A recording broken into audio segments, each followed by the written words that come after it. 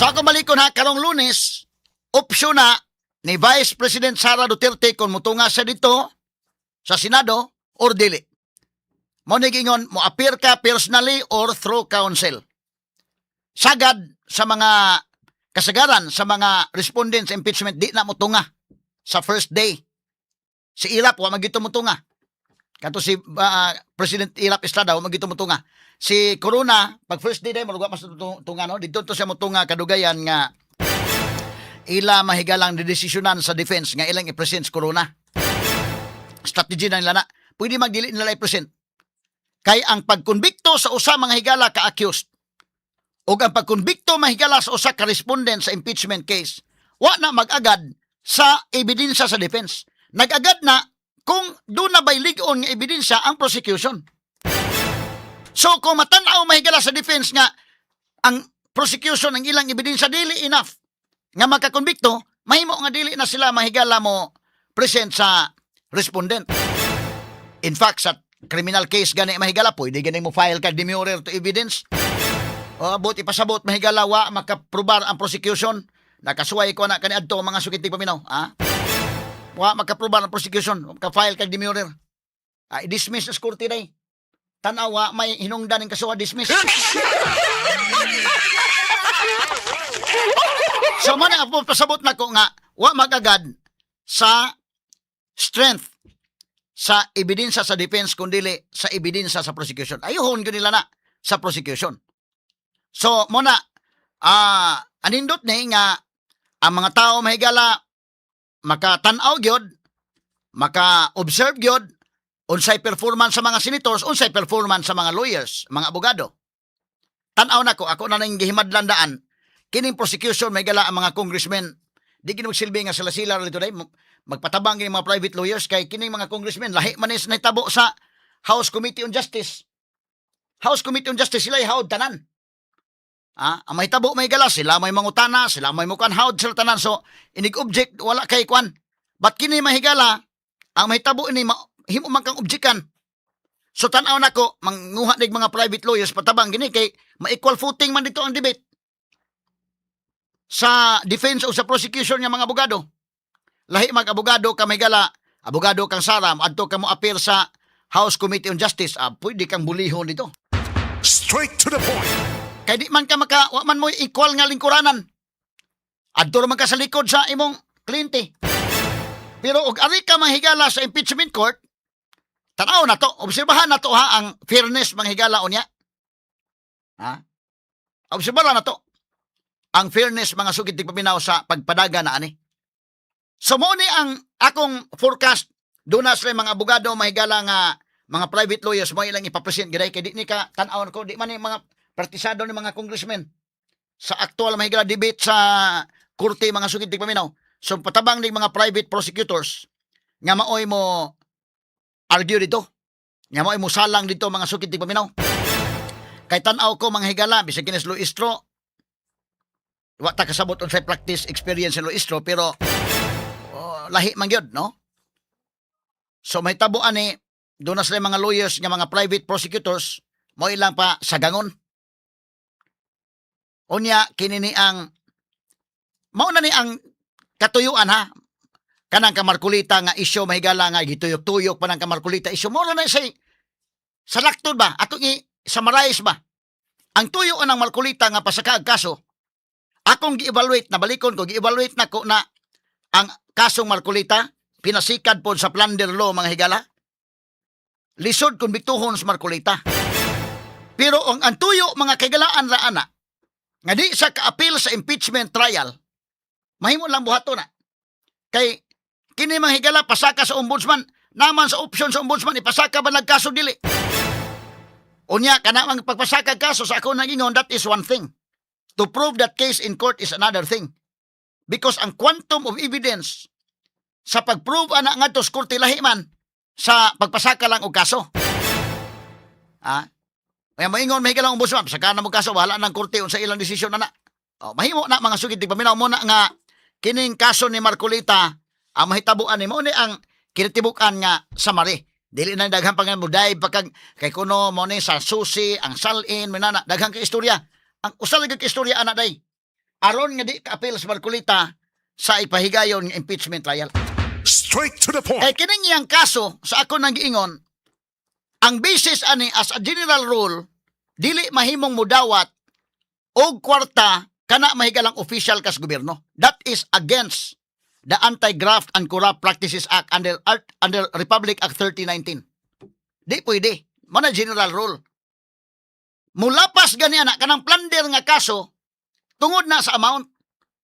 Og nidawat lang ka mahigala ginagmay lang 1 million mga 100,000, 200,000 o 10,000 na igo ka sa kaso mahigalang RA 3019, Anti-Graft and Corrupt Practices Act.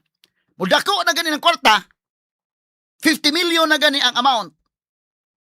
O 50 million above, mo nang igo kag plunder, non-billable. Straight to the point. So, as a general rule, dili pwedeng mudawat og kwarta ang si bisan kinsa nga public official. Nga naman bribery na, corruption ka na.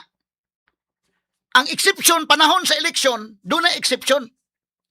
Nga kanang maong kwarta, donation ka na para sa imong campaign. Mo ninitabo kang Rodante Marcolita. Straight to the point. Yang gidawat na kay ang campaign adto may galang 2025 election. February magsugod ng campaign. Kanang January gihatag na sa iyang mga friends. Kanang maong kantidad dili na usa ka tawo tulo ka tawo gitabangan nila na. Nga gidawat may galang Marcolita para sa iyang kampanya. Campaign donation ba? O kanang mga senador diha tanan. Hasta ganas BBM dawat man na mahigalag campaign donation. Muna nga, og imong i-evaluate ang plunder law nga ill-gotten wealth, og imong i-evaluate mahigalang gikan na sa private person kanang maong kwarta, og imong i-evaluate mga higalang nga campaign donation kana. Dako kayo mahigala ang punto nga dili pang konbikto ning ilang tuyo ra ni. Ang ilang tuyo ra ni day nga bahala ng conviction total pila pa man ka tuig. Importante lang papriso talaga sa Marcolita. Igo-igo mahuman ang kaso ni Sara Duterte. Ibutan ta mahuman ang impeachment nga wa gyud sa Marcolita, wa gyud katunga, di okay na dako ng kadaugan pala nila. Mao tuyo. Kay maglalisunon man donation ba ni or kickback. Kanang tanan diha nga mga senador, mga higala pagdagan ana, doon na ni mga donations. E di ba na makadagan ka lang, mabitaw na karon si Risa Ontiveros bitaw. Nagsuroy-suroy naman na mga higala kay aron mo taas iyang rating. Kay importante man sagod nga mo taas imong rating. Ibutan ta kin si Lini. O mudagan ni si Lini dunay mga donors ani. Daghan may ganahan sa mo donate ni Lini. Ngano man si Lini dunay chance nga modaog. Kanay plangka ba lang nga pagkaistorya. Pero kini Sara mas daghan po ni og mo donate kay labi na nag-una sa survey. Karon si Risa Ontiveros may gala back up man kay urgaling dili mudagan si Lini Robredo. Kay daan naman to nagkabuhig statement dili na gyud siya. Ug dili mudagan, di at least na ready ang ilang grupo nga nay mudagan mo na Risa Ontiveros sige na rog suri-suri.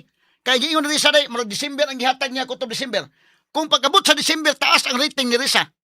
Sa ilang grupo siya taas siya may ituboy. Siya may atong kandidato. Unya ang uban wala na kay dili ta pwedeng magbuwag-buwag nung panahon na. Otherwise wa mo'y chance against mahigala sa mga Duterte kung magbuwag-buwag mo. Straight to the point. Kasabot sa Risa, anak. Kasabot sa Risa mo na nga, usa lang ang atong kandidato. Kung kinsay taas og rating, suportaran. Muna nga, tuyok na sa Risa, panalitan o mutaas ang rating ni Tulfo, ibutan ta lang. Di si Tulfo may ilang, kung lisod kayo kung magkabuwag-buwag, dahil mudagan speakas, ya, kusog man yun si Sara.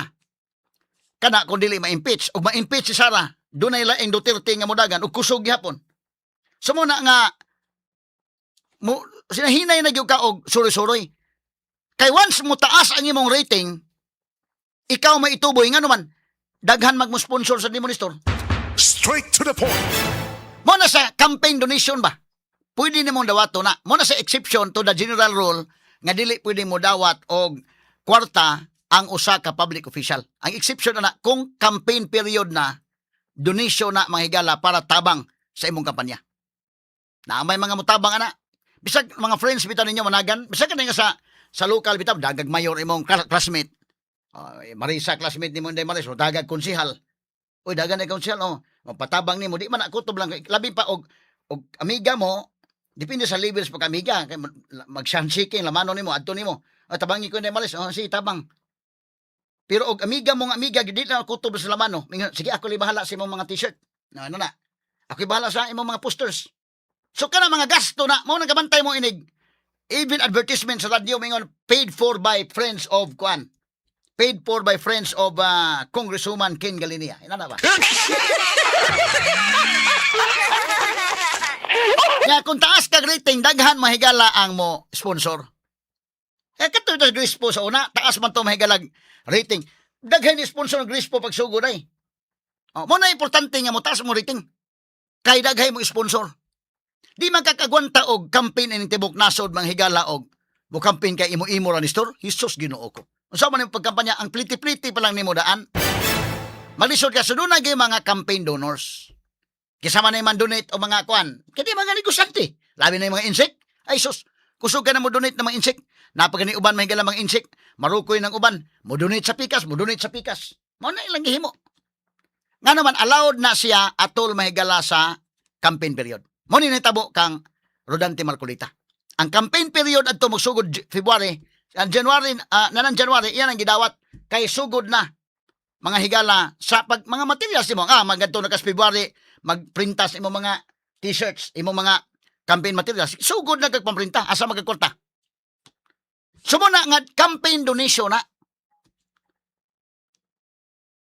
Ang problema mo kunay karon, moingon sa Marcolita, campaign donation ni moingon mas buing Remulla dili na kickback na.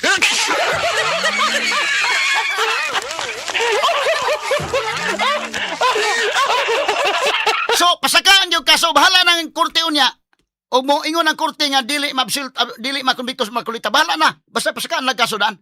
Kay kung tinud-anay pa nga pasagag kana tanan nga mga kwan, Hesus marusip. Kadagko anag mga donations. Tanawa ang campaign donation ni Marcolita 75 million. Kadagong technical mo gana nga ang susi, ang salin, technical na kana, ang tuyo gana na para makibaw ang mga tao no. Aron nga karong Lunes. Dali gyud, aron nga dili maka-appeal sa Marcolita sa impeachment trial ni Duterte. Kay oras maka-appeal ni, dako makay gamit ni mga sugid ti paminaw. Kuyawan sila ni Marcolita ug mo ni mo argue dito, ha? So hipuson na landaan ni Nestor. Why patas nga kon ba, ha? Tanawa ko na, balik ko na ko, si Erwin Tulfo pila may nadawat ni Erwin Tulfo nga campaign donation. Gikan pa gyud sa contractor nga involved sa flood control. Naba investigation ni Erwin Tulfo, wa gyud. Wa gyud, player ko balik to dong katong sa milyonaryo dong names, naman to na nung names. Kay kining ka Marcolita 75 million asa man nagikan sa iya mga friends. Nga ni sponsor ba ni tuo ni Marcolita nga sige dagani dito. Naman na, ikaw do na kay classmate nga dagan, ako do na kay classmate dagan, okay, donate kog t-shirt. Kay di ba nang igo lang gud niya lamano ana. Labi pag nituo gyud ka nga kanang imong classmate ron, imong amigo, angayan gyud nga kuan na may mga mutuo uban. Nya mingon ka daw wa mo gyud koy kwarta. Ha? Ako bitaw day namay ningon ako padaganon ko. Iko di lang gyud ko, bahala na. Wa ko no koy gasto day. Kami ray bahala na to ni. Ikaw di lang ko gyud ko apil. Sige na lang. Ay murag okay naman ko makaserbisyo ra ko ganang kuan lang. O chill-chill lang ako. Dagan ka, daghay mo ingon nimo, ako wa jud koy kwarta nga udagan ko sa may kung kwarta hinaguan ako ni kung kwarta igo-igo ra man tawo ni. Ha? Nga maka buhan maka kaon-kaon sa tagahi, ha? Usahay lugaw-lugaw sa tanis to. Pero doon na may mga mutuo sa imong krusada ba nga mo ingon nimo wa man kay magamit nga mga sakyanan, di ako akong sakyanan ipagamit. Wa ko'y pang kuan ana. Dali kami lay bahala sa mga campaign materials nimo. Kining kuan t-shirt ha, mamrinta mi. Na may nana day. So kana siya mga donations. Pwede na. Mo na kanas Marcolita nakadawat ning donation nga 75 million. Giimbestigar. Naamaguna sa mahigalay diha na magud mo sud ang teknikalidad ba? Nga ang susi, ang salin, donation ba ni o kickback ba ni? Kung si Marcolita pasultion, donation ni. Ha? Campaign period naman sa February. Nya January mahigala na gidawat. Kay aron nga magsugod na sa February. Wa man na dawata ka nang wa pay layo pa kay election day. Di po na by reason of his office. Di man. Pero kung subuying papasultiyon mo yan, dili kickback na. Kanya, kan Tulfo, wa man imbestigara, bisagikan manghigala sa kontraktor. Tanawal ko na pila ang kan Tulfo, ang kamalkulita 75 million. Ang kan Tulfo pila 120 million. Wa gi imbestigasyon Tulfo yahaya Tanawa. Ato balik ko na kining sa Billionaire Channel. Sige ko no daw. 120 million pesos ang natanggap na donation ni Erwin Tulfo para sa kanyang 2025 senatorial campaign. Napag-alaman ng Billionario News Channel na ang mga donor konektado sa kontrobersyal na Yap Brothers. Narito ang exclusive agenda report ni Joash Malimba. Pause ano, oh? Ang donors manghigalang Erwin Tulfo gikan sa controversial nga Yap Brothers. Nganong controversial? Kontraktor nga involved sa flood control. Kanya, nabay investigation, Erwin? Wa. So muna, ayaw na lang yung libog-liboga nga. Nga naman yung technical kayo muna. Kaya ando sa plunder law, di ay salin, di ay susi na. Wala na, usara. Kada sa markulitag mo bali na may galam ingon si Buying na di man hilaw, di man hinog na hilaw pamanday ni.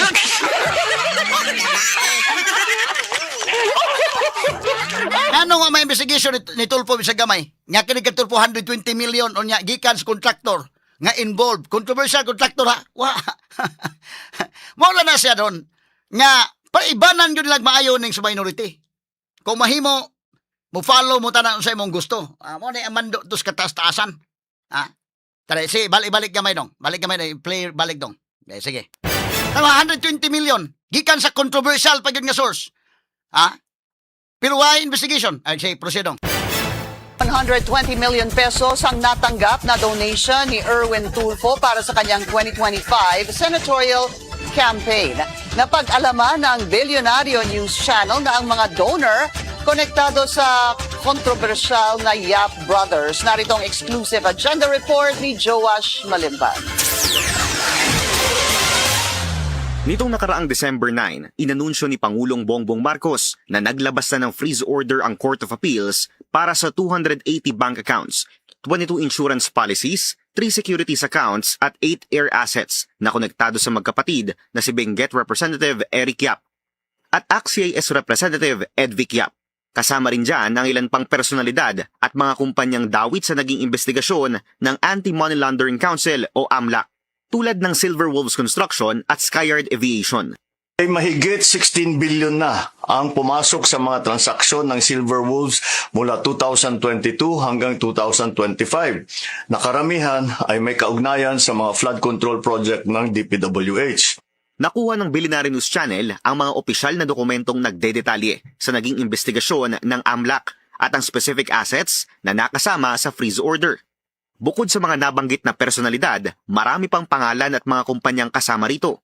Kabilang dyan ang ina ng magkapatid na congressman na si Victoria Go Yap, ang business partner ng Yap family na si Richard Chong at ang Yap-owned companies na Earthyard Corporation at Everyoung Industrial Sales. Ang lahat ng mga pangalang ito may probable cause para ituring na related sa isang unlawful activity ayon sa Court of Appeals.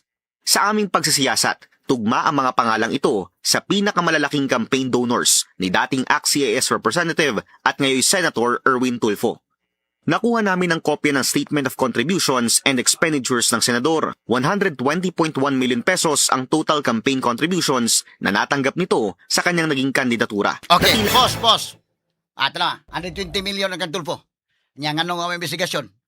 Kining kang Marcolita ba nagukod yun?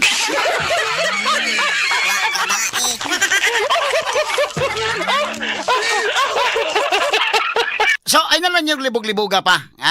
Kuan magod kay ang kinini ang sa election law, nya ang plunder law, ang susi, ang salin, daghan pa matutuyok na usara. Balitok sa Marcolita, mahilaw nagkalit ng kasuhan. O di mo balitok gani, madayunan gina. Madayunan ka hinog. Simple ana. Magsugod na karong Lunes ang impeachment, dalion gina. Igo-igo. Tanaw na ko ani. Di pa mga higala makasugod sa alas 2 hapon impeachment, delikado dakpon sa Marcolita. Dakpon na di pa makasugod. Malagmit na ha, ako ng forecast na, malagmit. Pero pwede po niya, Sandigan Bayan, kasama mo evaluate, nga dili usa mo pagawas og warrant. O di pa gani mo pagawas og warrant o balis ang Sandigan Bayan, pwede pa mag-appeal sa Marcolita sa first day. May na lang makalingkod sa Senator Judge sa first day. Pero ilan ng kanon yun, dili makalingkod sa Marcolita bisag first day pa lang as Senator Judge. Straight to the point. Unsa may hinungdan? Ayaw na lang ka na libog-libugon pa ni istorya nga kay tungod sa technicality, ha? Kay kinigos buyeng mahigala, kay siya may mopahinog o mopahilaw ras kaso.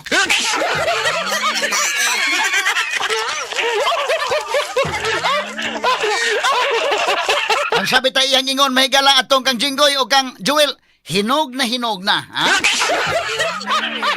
Nga nung nagpapreskon ka man, ugwa pa man di ay na mabasa ni mo ng kasuhang tinuray. Ha?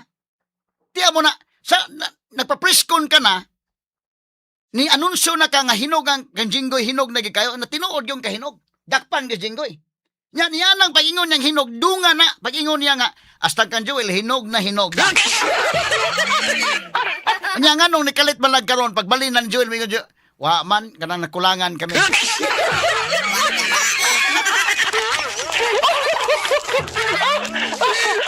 Sa laktod ba di ay sa pagsulti na Malcolita ni Buying Rimulya anang pirmirong press conference, wala siya magtuon daan day. Wala niya basahin ito. Pag ingon niya hinog na hinog daw, wala ito'y, unsa man dito? Wala niya basaha, nga, hinog na. Katong yung naghinog, mahimo ditong Jesus Barosip, ang mga tao nagtanaw ba ya? Ang mga tao. Ibalik lang ko ito dong, katong yung sa kanjinggoy dong nga, kanjinggoy o kang kuan, hinog na. Nagdungan-dungan o kahinog ang kanjinggoy o kang Joel. Kano sa man to? Junuan man to. Junuan man to dakop jinggoy. Dungan-dungan na to kahinog. Napto yung video ni mo dong, names. Tama, kani, sige. Sige, andam sa video ha, gamay lang kayo. Kaya mga nabuhi sa gamay names. Kini nga portion sa may galatod gato sa EXL Makabuhay Plus Capsule. Ang kapsula nga imong gipangita na dinhi may galang mga sangkap nga imong gikinahanglan aron ipadayon ang lig-on nga lawas o hatagag kaayuhan ang giantos nga balatian. Gitibo ang 17 ka mga powerful ingredients maong siguradong epektibo. Ang EXL Makabuhay Plus Capsule gama sa Heavenly Elixir sa English pa ni mga higala, no? Or mas giilan natong makabuhay, usa ka life-giving plant. Ang pangan palandaan mahigala nga makabuhay, makahatag kini og kinabuhi. Gisagulan pa gyud sa asitaba, garlic plus, turmeric, ginger, malunggay, neem, guyabano, oregano, cinnamon, lagundi, sambong, serpentina, sodium ascorbate, vitamin C o inguman vitamin B1, B6 ug B12. Ang EXL Makabuhay Plus Capsule, truly a life-giving supplement. Buhay at makulay ang buhay sa EXL Makabuhay. Mapalit kini sa mga suking butika, alang sa mga mangutana, mga higala. Doon na po cellphone number, pwede makatawag o makatext sa 0917-728-1434. Ako malikon, 0917-728-1434. Straight to the point. Alas 10:14 na.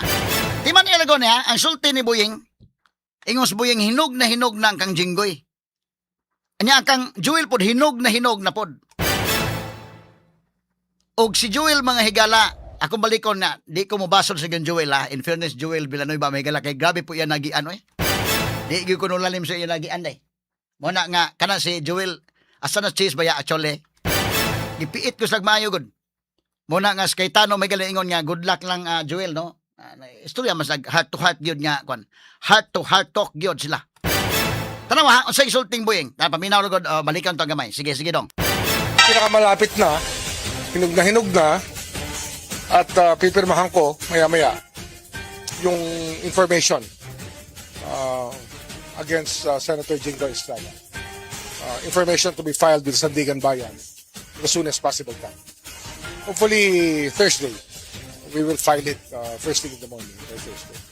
Plunder and other related offenses. Hindi lang ng Senator Jinggoy, meron pa kaming tinatapos rin at talagang madaling panahon, mapafile na rin namin yung kay Senator Joel Villanueva. Ang pinakamalapit na, Ay ba, sa gamay lang. O sige, kay napalihan na, nindot ang pagkahinog.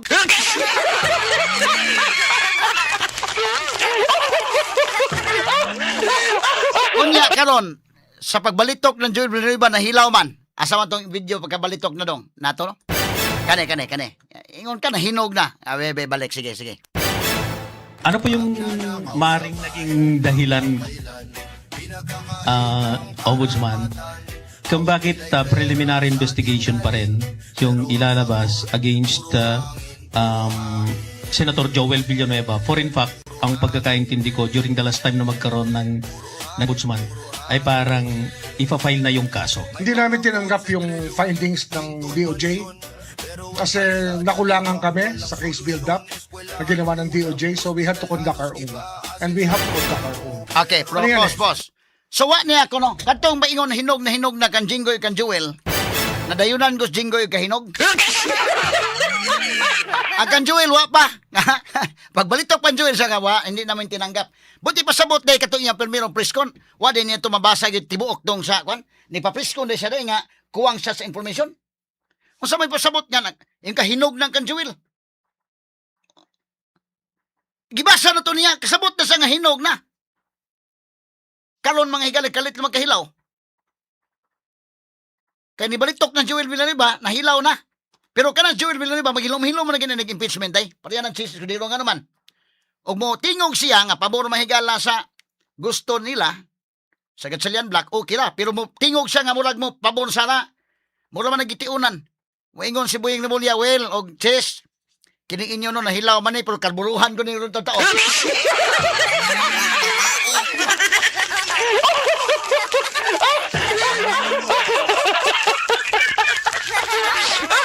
Ayaw gi mo ha, tarong mo diha lingkod diha as impeachment Senator Judge. Mura ka naglingkod Senator Judge ba imo physically present ka diha pero wa na kay ko na maka.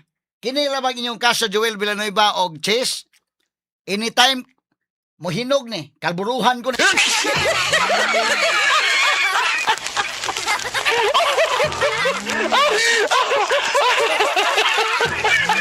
Bantay kang kalburo, ganini ang nistor ka ng kalburo mo na butang ni mo, Gwan. Kana na ang maahat o kahinog ang saging na day. Sa kanang mangga, o tanaw ni mo hilaw-hilaw pa. Butang yung kalburo, di ba? Ahat na kahinog.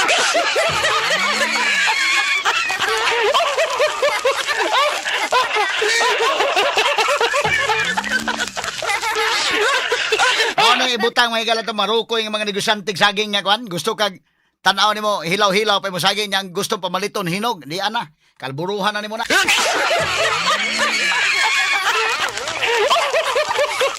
Nga sabay pasabot, DOJ ko na, Department of Justice. O mingon wa mi nagkakuan sa Department of Justice kay medyo nakuwangan mi. So unsa man ang Department of Justice, incompetent sila? Nirecommend sila nga for filing na sa to pa.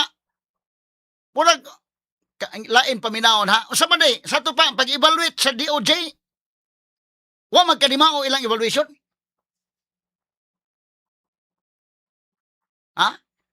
Kana kung ato bang subayon magtinarong ba lang. Pero umingon lagi ka nga naaragyod ni Crispin Remulla mahigala siya lay nagbuot og ipahinog og di mo na nga dunay mga komedya ron nga dako gyud og matabang kung imong himuong dalangpanan manluluwas kini si Jesus. Jesus Crispin.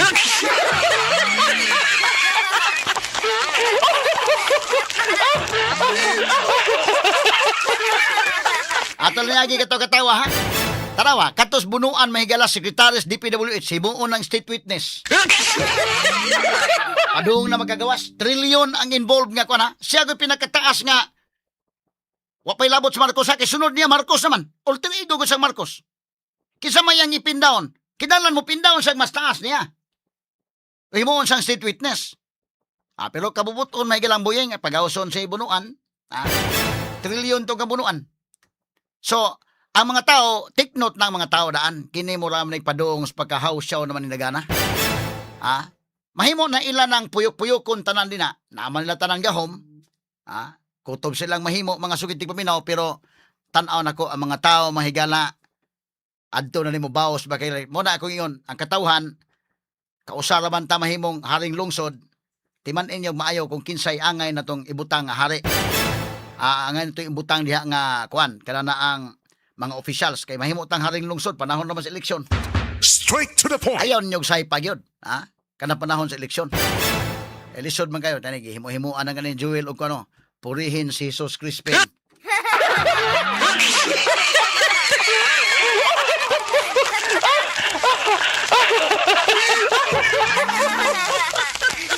Timing mo sa kunin si Jesus Crispin. Jesus sige iyangan. Mo na iwa imo yung dawaton si Jesus, isi personal nga manluluwas, ha?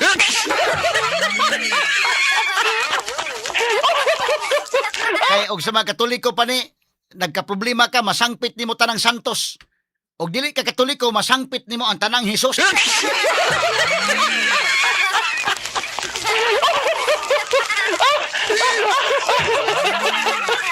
Ato lang ni Agi katawa-katawa mga sukid tig paminaw, ha? Kini nga mga panghitabo. Pero karong adlaw Lunes, atong sundan mahigala ang impeachment case batok ni Vice President Sara Duterte. De kalibreng talakayan. De prinsipyong komentaryo. Attorney Rufil Fernandez Banyok sa Straight to the Point. Okay, mahigala. Pero ako balik ko na, o mutunga si Sara karong Lunes, okay na. Kay mutunga siya, o di sa mutunga, okay gyapon. Part na sa strategy sa defense. Kay ang order mahigala ni Win Gatchalian mo appear in person si Sara or through counsel. Ayaw na paglangay, kasi ato ni Rufil